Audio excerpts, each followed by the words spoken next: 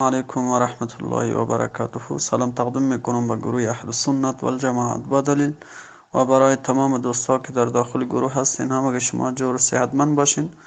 دوستان عزیز، این فیلمی که برای شما فرستادیم در داخل گروه از یک قبر صدا بلند میشه. شما انشالله دانلود کرده باشین و شنیده باشین و این یقینی هست عذاب قبر. دوستان عزیز، خداوند خودش برای بنده هاش که نشان داده که مردم بشنوه، بفهمه، از خداوند بترسن.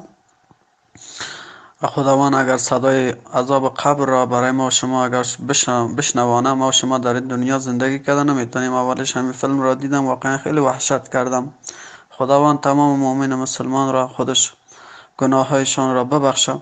دوستان عزیز، میتونین در همه گروه ها پخش کنین تا که بعض دوستای ما که ایمان ضعیف هستن در داخل گروه های اسلامی دارن چیزای فحش میفرستن، فحشا و اینمه چیزا را براشان بفرستین تا که عبرت بگیرن و به دین خدا خدمت بکنن و به دینشان محکم باشن. تا میتونین پخش کنین. دوستان عزیز، سلامت باشین.